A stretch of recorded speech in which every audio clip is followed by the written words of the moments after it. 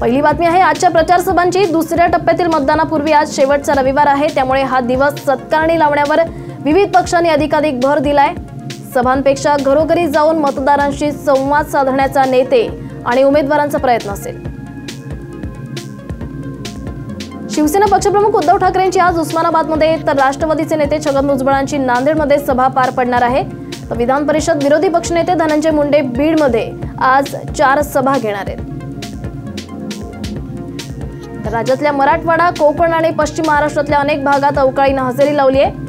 विजांचा कडकडाट आणि मेघगर्जनेसह पडलेल्या पावसामुळे उकाड्यातून नागरिकांना दिलासा मिळालाय, तर काही ठिकाणी गारपीट सुद्धा झाली आहे। दरम्यान रेल्वे प्रशासनाने उपनगरीय प्रवाशांना आज दिलासा दिलेला आहे। मध्य, पश्चिम आणि हार्बर मार्गावरील आजचा मेगा ब्लॉक रद्द करण्यात आलाय। तर आज घटनाकार डॉक्टर बाबासाहेब आंबेडकरांची 128वी जयंती आहे।